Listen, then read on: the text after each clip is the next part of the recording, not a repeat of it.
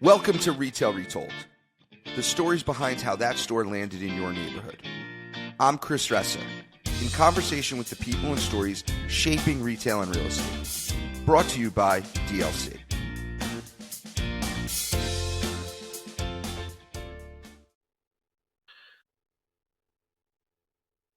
Welcome to Retail Retold, everyone. Today I am joined by Dan Nieman, Vice President of Leasing at DLC. I'm excited for him to be here. Welcome to the show, Dan. Yeah, Chris, thanks for having me. Dan, so we're going to talk about a bunch of fun stuff, some that we've talked about and some I've got some trick questions for you. And then we'll go from there. But first, want to tell everyone a little bit more about who you are and start that. Yeah, my name's Dan Nieman. I live in Charlotte, North Carolina. Started as a leasing rep at DLC Management in our Atlanta office about 5.5 years ago. And now I'm a vice president of leasing, handle roughly 5 million square feet across the Southeast and Midwest, and what I would call a player coach role. Some of the assets I handle individually, others I oversee an associate who runs the day-to-day leasing efforts. And I'm in Chicago, Northwest Indiana, Fayetteville, Arkansas, North Carolina, Florida, Georgia. So I've been able to grow within DLC, and I've had an opportunity to work for and with some of the brightest minds in our industry. But you didn't make it easy on me. I had to put forth a lot of effort just to convince you to hire me. So figured I'd throw that out there. So I'm staring at a boat on my desk that I actually cherish. So I think it's a good place to start. Why don't you tell everyone how there's a boat on my desk? Let me show everybody this. Hold on. Yeah. Give them a taste. This is the boat, everybody. This is from Dan Nieman. Go ahead, Dan. Yeah. So I started in acquisitions in Atlanta at RCG Ventures. I was looking at, around at a lot of the leaders of our organizations and those that are our organization and those that I had exposure to. A lot of those individuals had leasing experience. So I decided I wanted to get a holistic education of retail real estate to get in. So I wanted to get into leasing and then likely work my way back to acquisitions. So I ended up moving to Charleston, South Carolina, in a leasing role at a great group out there. And one of my good friends at the time was working for you at DLC. And through various conversations, he kept talking about DLC and Chris Ressa and how much he was learning, and a lot of which was on at 6:30 or 7 a.m. weekly calls. And I still have a standing call with you at 7:30 a.m. So just FYI. But at some point, I think he mentioned me to you, and you sent me a LinkedIn message asking if I liked leasing and if I wanted to stay in it. And I think I responded with, I like it, but I'm not 100% sure. And then fast forward a few weeks, and I was finally ready to pursue a role at DLC. So I filled out an application. I took the PI test, spoke to Jillian, who's the head of people at DLC, but you wouldn't set an interview. I think through the grapevine, I had heard that you didn't want anyone who wasn't committed to leasing. So at that point, I wasn't really sure how I was going to get an interview with you. I was on the road for work, actually. And I think I was actually working out at the end of the day. And I like history. And I don't know how or why this popped into my head, but I remember the story of Hernan Cortez in the 1500s burning his boats when they landed on shore. Right. So either they won or they died. And I left the gym, went straight to Hobby Lobby. I found a large boat with these big sails that you just showed, bought a lighter, went back to the Marriott, snuck around into the very back of the parking lot, lit the ship on fire. I did have a bottle of water to put it out relatively quickly. And then I included some instructions with a few envelopes that explained the story. I think I even snuck a Stuart Scott quote in there as well. And then the next morning I woke up, I took the boat to FedEx, and it still smelled like smoke, soaking wet. The associate came up to me. She quickly ran to grab her manager. Wasn't really sure how to handle shipping a boat from Raleigh, North Carolina to New York. with it still smelling like smoke and dripping with water. So eventually they agreed to send it for me. So I sent that up to you, and yeah, that got me an interview, just an interview though. But So I would say the following. I I think I've interviewed thousands of people for roles, and no one's ever sent me a photo. And it's not about a gift. It wasn't about a gift. It was the thought and effort that I realized went behind this. And I think that's the message to anyone out there. Like, Dan wanted an opportunity and was trying to separate himself from everyone else, and got pretty creative to uh, open the door for himself. And there's a lot of people who are looking for the door to be open for him, and Dan opened the door himself. And kudos to you. It's a story I'll never forget, and the boat is still on my desk today. So, uh, really, really cool thing you did there. And I learned a lot about you, and I learned a lot just in general um, about people's character, and when they really want something really bad. So cool story, Dan. yeah, and to finish that story though, I was able to get the interview, and I think you interviewed me at ICSC in Las Vegas. My bag got lost the night before. It came in late. Was able to throw my suit on, and you were the third person at DLC who had interviewed me. So it had been a long morning already, and I went through the interview. I thought I did okay. I wasn't happy with a few of my responses, and I remember leaving the interview, and I called my girlfriend and now wife and telling her that I feel like I just lost that interview. And she said, Daniel, you can't lose an interview. Either you did okay or you didn't. And I was like, no, I've lost basketball games and negotiations. I feel like I just lost that interview. And just I remember going back and like the rest of the show, I was replaying a lot of my answers, but eventually I got an offer and you hired me, and the rest is history. So Uh, Pretty cool. So you mentioned basketball. I think that's an interesting part of you as well. So, growing up, I'm always interested about people's paths to growing up, and growing up, basketball was a huge part of your life. Uh, and you played basketball Division 1. Why don't you talk about that? yeah, so I loved basketball at an early age. Played on Chris Paul's travel team. He was based out of Winston Salem. I grew up in Concord, North Carolina, so I had some exposure to that at a pretty young age, which was incredible. Won a state championship, and I was able to go play Division 1 basketball at a small mid-major school out in Myrtle Beach called Coastal Carolina. And yeah, it taught me a lot about life and hard work, and being able to balance a lot of different things at once. So it's been a great part of my life, and still love the sport today. March Madness is my favorite time of the year.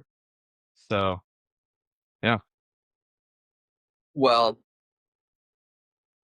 I still think we have to do it. I'm still I know not you're sure I gonna. can I give know you what you're one on gonna one. say. I still think I can This is- give you one I on think one. this is the fifth time you said this out loud. So next time I come up to New York, I'm bringing. I want you to bring next time you come to New York. I want you to bring. We'll find a court. I want you to bring and not some indoor fancy. I want outdoor. I want the net ripped. I want the rim really tough. And I want the foul line faded, like where we're not really sure where the foul line is. And that's the type of court I want to play. I want where it's fenced in, and the fence is like you got to really you know work it to open the gate. Oh my gosh! See, I've lived this before though. I played against wrestlers and football players, and I always remember my high school coach telling me to avoid all this exact situation at all times while I was in season, because you never know whether you're going to come back alive. But okay, we can do that.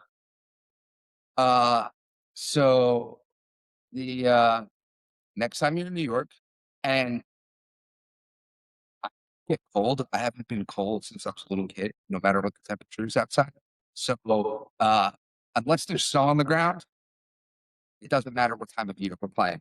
So, um, let's let's I'll make this probably happen. We'll bring some DLC folks. 11 okay. win by 2. Deal. That works for me. Okay.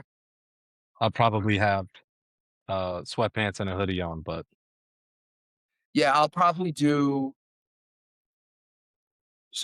I'll probably do like a thermal with a t-shirt over, mesh shorts, and Jordans. okay. I'll be up there in December for ICSC, so Okay. I feel like we should play that game after the show, just in Okay. case After the one of us show, hurts ourselves. Yeah. Yeah. I'm not getting hurt. I can tell you that. You might get hurt. But I know. Honestly, I'm more worried about myself here. okay. The you ever you ever have you broken bones? Yeah. Bunch of fingers, dislocated a few as well. So, That makes but sense. nothing Basketball. serious. It's not Yeah. nothing serious. Yeah. The only like major injury I had in athletics growing up was so my sophomore year was the year of high school. Like I started to like come into my own a bit, and I was starting to get noticed. And growing up, I was pretty solid youth wrestler, and so everybody knew me. But like freshman year, there were some of my peers throughout the state of Jersey who like really excelled on the state level, and I didn't as a freshman. My sophomore year, it was clear I was going to make an impact. And, locally, I was pretty confident and, needed, the state tournament, needed, didn't need it. My dad hate these things, but wanted my record to be strong for seeding purposes as the postseason came, right? I didn't want to have like missed matches and things like that. So, like, per se, didn't matter. I was prepared to compete. I never really, an injury, even in college, pulled me out of a match. I injury defaulted from one match in college where my ankle and you only have so much time before the match is over. Like like you can't continue. Besides that, I had one that was pretty tough. So I had braces. I used to get in a fight with my dad that like I did not want to wear a mouthpiece. At the time, it wasn't like a rule that you had to. It's now a rule, not because of me, but if you have braces, you have to wear a mouthpiece. Anyway, I used to wear a mouthpiece. So I'm wrestling and like, just like no move or anything, just like a knee hit my mouth and I bit through my entire lip. So like my teeth came through my lip, right? And this was in the semifinals of the tournament. And so, you know, one miss any matches. So we went right to the ER. Um, and they were like recommending, hey, this is like the dude's face. Like, we need like a special plastic surgeon. And my dad's sewing him up right now. He's getting back. The finals are at 7 p.m. It's 3 o'clock. We're sewing him up right now. And he's getting back out there. I kind of felt the same. So didn't have some fancy plastic surgeon sew me up. Got back there, got like a gazillion stitches all on my face. And I want to say it was like 40 stitches, 45 stitches all over. Oh, wow. And so now, like, they're like, how are you going to wrestle? It just so happens, like, they have like this mask you can wear, which is the worst thing ever. It's like so hard to breathe. It's this protective mask. But by the time we got back from the hospital, they were done sewing me up. The tournament was over. So I didn't wrestle in the finals. Didn't count as a loss because I never stepped on the mat. The person won that tournament by, you know, uh, by forfeit. 'Cause that was the finals. But for the next 3 weeks, 4 weeks, I had to wear this mask every match, which was just, I looked like, from out of space because I had to wear this mattress. I still have tapes from it. So anyway, we're way off topic here, but that's the story. So sucks real estate, Dan. Let's do it. All right. So uh, I'll start here before we get into. You have a story, center we own in Chicago, pretty big center we know, important to us, called Randhurst Village. You got a story about a deal there. But before we get to that deal, let's let's talk about your. We get all this blind news media, and I'm pretty public, and I'm out there on video podcasts, LinkedIn. Been a little soft on LinkedIn lately. Got to get my game back up. But at the end of the day, I'm pretty out there. People kind of know my views on the state of the market. Mhm. What what are you seeing out there? Like from you know, we hear what headline news is saying. What's like happening on the ground at a real estate level? What are you seeing out there from retailers and what's going on with Stan's take? Yeah, for sure. And I think I have a bit of a unique perspective, uh, Do you? just Wow. given the geographical Okay. territories that I Okay. cover, right? There's been a lot of talk about the Southeast and the Sun Belt and seeing a lot of population growth, but even where, kind of in the Midwest section of where I operate in as well.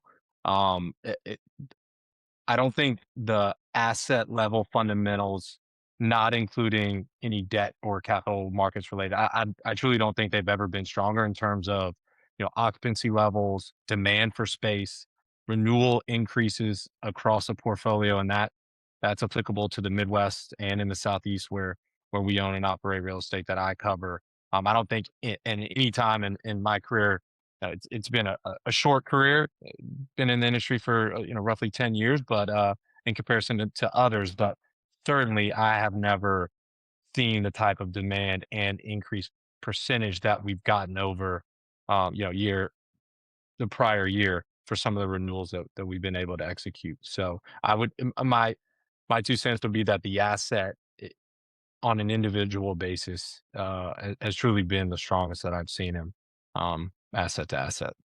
I agree. The fundamentals notwithstanding, I think retail real estate already took its pain Hmm. long over the last, 15 years. There was a lot of pain that had come in retail real estate, and that kind of got washed out. And maybe some other asset classes are feeling some pain that they never had before.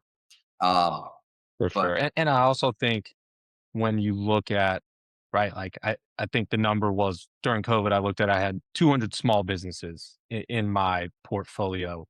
They don't account for the larger portion of revenue, but you need small businesses to do well and to lease a lot of the small shop space. So from a revenue percentage, it doesn't make up a lot of your center in most cases, but you need them, and you really get more of a feel for how the lower to middle to higher income um, consumers are doing, and how businesses are doing. And we've seen that a lot of the small businesses are still growing. If they have one unit in Naples, they want a second in Fort Myers and a third in Tampa, and that's applicable again to other markets that I operate in. So yeah, I just see actually, that. I just looked at some stats and did a recording. The small business formation is ahead of pre-pandemic levels, and with the exception of 2020 into 21, it's as high as it's been ever, small business formation, and it's growing, coming up. So that's pretty remarkable to me, because a lot of people would tie small business, especially the SBA organization, to small business loans. And given interest rates, you would think there'd be a slowdown, but there hasn't been yet, which is pretty interesting on the small business front. Give everyone a feel like, okay, so are and it's lollipops and rainbows out there. What types of businesses are opening new units? What are you seeing that's successful out there? And taking space in these properties across the country. Yeah, and I also bucket the smaller franchisee groups into the small businesses of America, because Sure. a lot of times they'll have 1 to 5 locations, or it's their first location. So we've certainly seen a lot of growth through franchise systems. Um, we've seen a lot of or fast casual, quick service. We've seen a lot of even the what we would call medtail, right? A lot of the medical spas. We've seen them start to franchise. And then we've also seen, um, of course, the nail salons are always growing and expanding, but they now offer wine or beer, and so we've really seen an increase in beauty and services. Salon suite concepts are also on the rise, as well as the fitness category has rebounded. I think they had a, kind of, hey, let's protect our assets and go into asset management mode during the pandemic, and they've certainly come out swinging as they have seen uh, consumers want to get back into the gym. So it really has been applicable to a lot of these different categories. What's speaking of gym? What's the Dan's? You're a workout machine. What's the routine looking like these days? What type of workouts are you doing? Yeah, so I'm going to the YMCA in Charlotte, North Carolina. There's the YMCA. It really dominates the fitness industry. So I'm an early riser and go get a self-instructed workout in the morning and do some cardio after, and then get back at it. So I didn't know you were going to the Y these days. So typically at the Ys in America, there's a lot of pickup basketball games happening. But I don't know how much they're happening in the morning. They're usually at night. Can we find you slamming some threes? That first off, can you dunk it? Uh, Today, probably not. Have I dunked in my Definitely. lifetime? Yes. Yeah. I'm definitely winning. All right, let me ask you this: Can I watch a Division I basketball game that Dan dunked in? You cannot. I cannot. You cannot.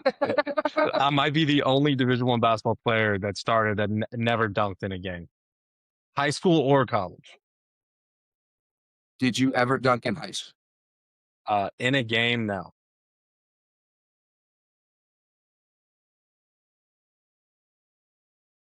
We lost you there for a second. So here's the question: Dad, did you ever dunk in high school? I did. I never dunked in high school. All right. When did you first like be able to dunk like in the street or in a game? What age were you able to like slam it? I was a rising junior, and it was it was in the summer workouts is when I dunked first, and I dunked in some summer league games, but never in an actual high school basketball game. And was that like a big thing, like being able to dunk? Like, was there a moment in time, whether it was a month, 6 months, a year, where like you were like going home, like, oh my God, I got to figure out how to dunk?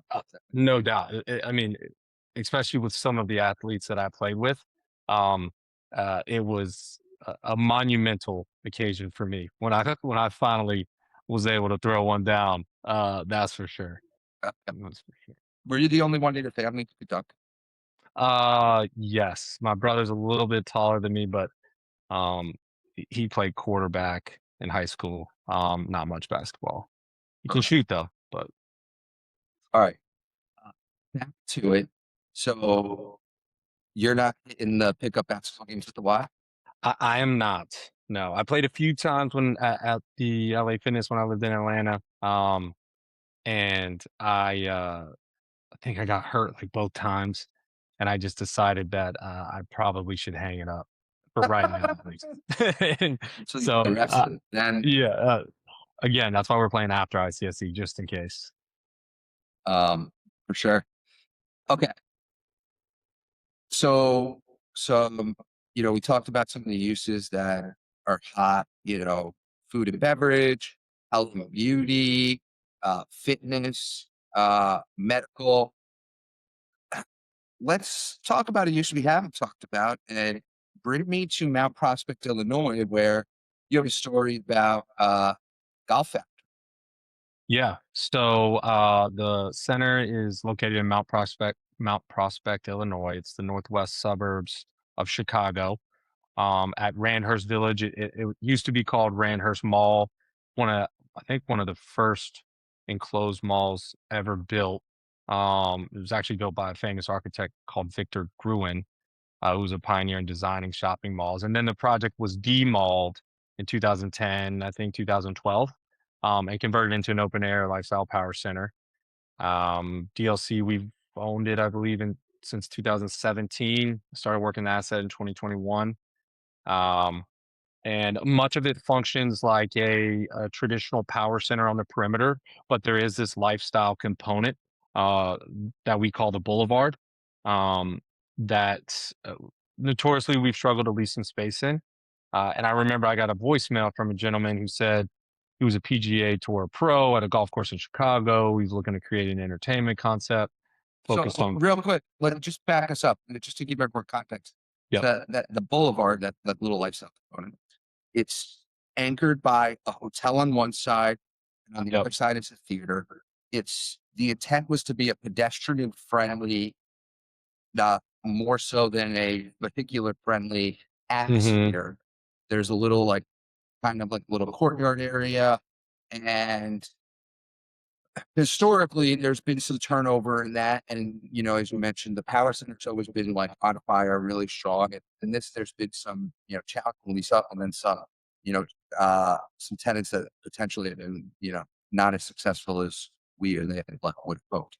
Yeah, and the AMC has definitely rebounded. Obviously, it struggled during COVID. If we had Barbie 2 and the Eras Tour playing every weekend, we I'm sure we'd see much more traffic to the boulevard. But uh, given where some of those sales have declined, the restaurants that surrounded it struggled a little bit more in terms of date night, a meal, and a movie.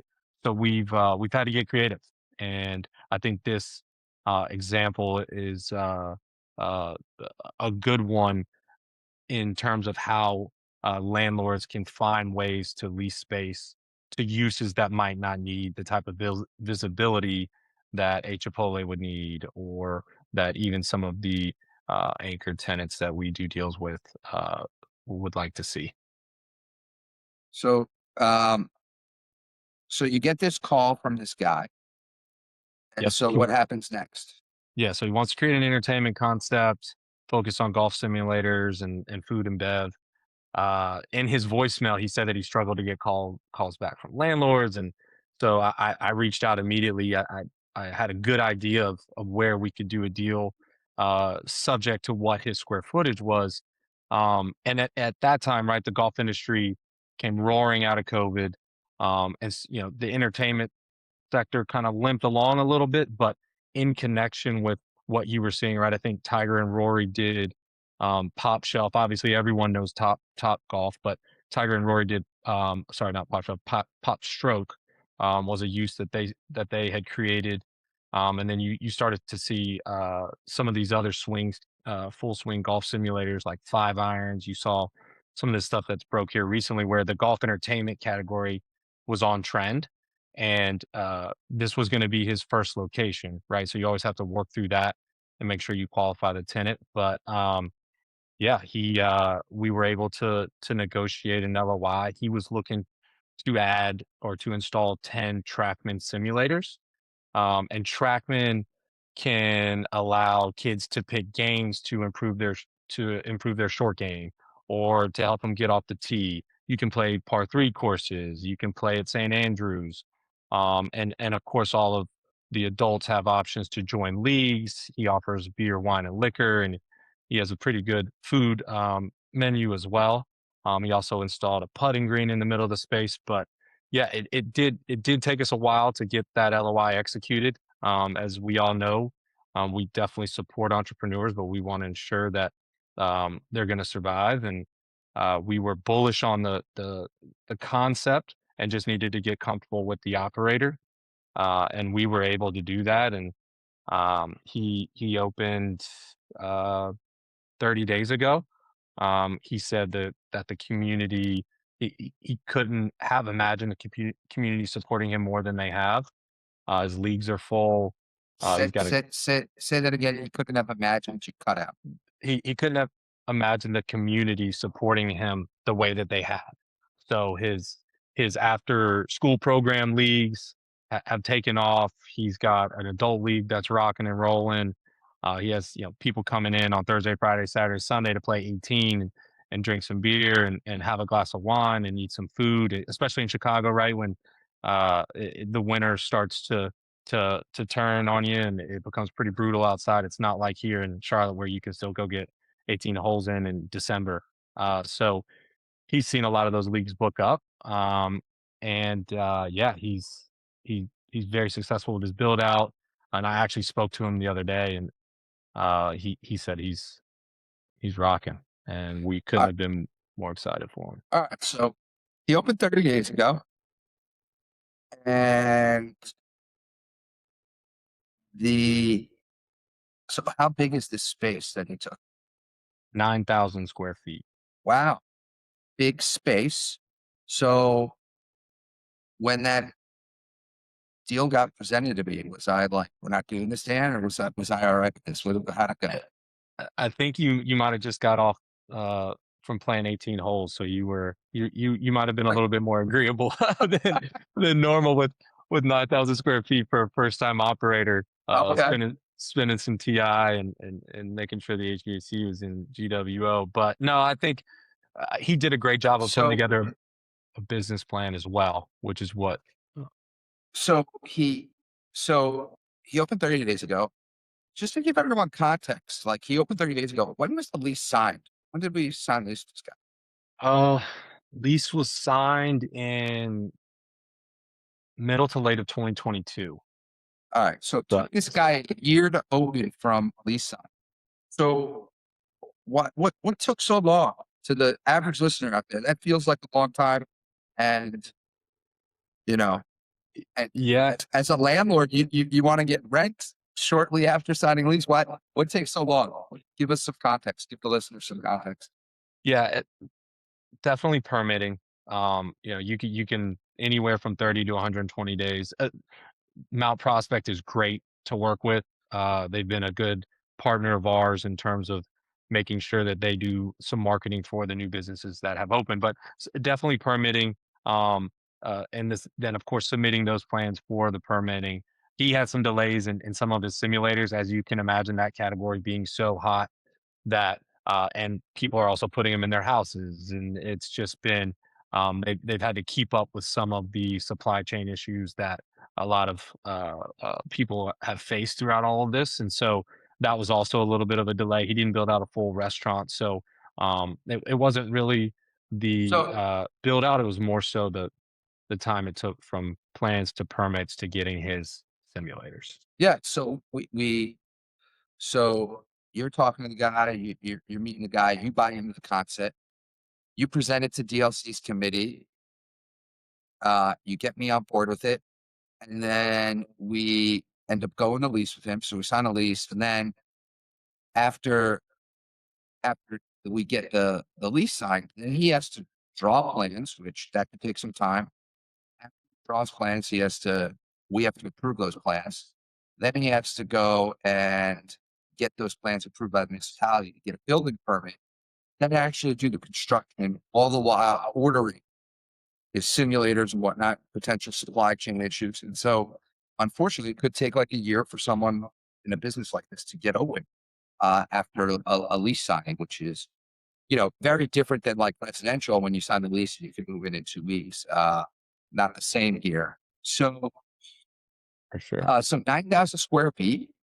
So in the business plan, did he have like where were his, I remember, where were his revenue projections? Yeah, I think they were close to like a million, million two in the first year, and then they started to creep up to 1.5 to 2 as time went on. A lot of that revenue was it's he's got separate buckets, right? He's got his leagues, he's got his after school program. He also gives lessons. Being a pro, he gives lessons as well. So during the winter time, he provides that option too. So he had a lot of different ways and sources to build revenue, and so that's really how I was able to get comfortable with it. And yeah, it was a unique business plan, and I think this is the first one we had done in our portfolio, but being on the boulevard and just kind of blending a lot of the benefits for both parties, it ended up being a good deal. So he opened 30 years ago, and we're in October 2023. We own this since mid-teens. I actually think it was prior to 2017, but I don't know the exact date. How long was the space vacant? At least for 4 years. It was um, like a furniture design or a home design, studio for homeowners to kinda come in and get the whole suite of services to design your house. It was longer than that. It was longer than that because it's been vacant since we owned it. Yeah, so We then bought. you're 20, so and you think we were 2015, I'd 2016, have so to you're look at talking how long we've owned 8 it, but yeah, years? 8 years? Yeah. yeah. Yep. So, Yep. well, that's amazing. I'm actually going to Chicago in a couple weeks, and I'm going to get there, and I'm going to swing some clubs in this guy's space. For sure. Yeah, I, definitely let him know. Brian Hilco's his name. He's done a great job, and he would love to have you. I am going to do the same here when I travel the next week or 2. And you said he's 30 days in. He's ahead of his plan. So far, yes. Yep. And Amazing. we're only 30 days in, but, he has been pretty pumped, and I guess, like, the NBC local golf show is coming out to do a special on, it's local to That's Chicago. so good. That's great marketing. Good for him. Smart. Yeah. Very Yeah. smart. Yeah. So let's let's talk about what like leasing people always, tell senior management in organizations, which is, leasing begets leasing. And so do we do we think now that this gentleman's open in a place that's been is spot of a great center that's been tougher to lease he's right next to the hotel. I'm Mhm. sure he's getting like some people staying over at night on a business trip, looking for something to do. They might go in there. I think that's going to help. Actually, I think he's going to get some of that crowd. I I don't know what agree. his hours are at night, but I think he is going to get some of that hotel business crowd. But do you think that this will help other leasing in this part of the center that's been, challenged for lease? I think it will. We do have an LOI for a coffee concept that we've been targeting, that category we've been targeting for a while. So I did get that the other day, and I do think that when you have more cars and more traffic being driven, when future business owners or entrepreneurs who want to lease space on the boulevard see the activity and just the cars in the parking spots, I think we will. That's still to be determined, but we do have one LOI that's working now. We gotta actually next time we got another lease actually too because we had a retailer at the center who's doing entrepreneurs doing so well and wanted to open up a different concept over by this golf simulator. So I, I think leasing begets leasing. Yeah, So no, plans no doubt, forward. no doubt, and I do think that um, it'll also be the boulevard will also be the product of the totality of all the leasing that we've been able to accomplish even before him, right? I think we've leased like 20,000 square feet on the boulevard before we signed that lease. He's just in kind of a further south section of that boulevard. So it'll we're excited. We're definitely excited. That's all right, Dan. You made it. I You made made it. it. Thank you for telling all the stories you told from the boat to your days of trying to dunk to your uh, your deal with the golf factory. I want to take you to the last part of the show called Retail Wisdom. I got three questions for you. You ready? Hmm. All right. Question one: what extinct retailer do you wish would come back from the dead? Um, Probably Sports Authority. I grew up going to Sports Authority with my dad in Florida, when we lived there, and I just have a lot of great memories of us going shopping together and trying out equipment and all that. 'Cause the first thing that came to mind was Blockbuster, but uh, I'm going with Sports Authority. I like Sports Authority because Blockbuster's far and away the most the most popular answer to that question. Albeit they were a great retailer, but they still are the most popular. So I like a little uniqueness. Yep. Uh, Question two: what's the last item over $20 you bought in the store? Um, Bought some athleisure wear from Dick's last weekend, getting ready for the winter.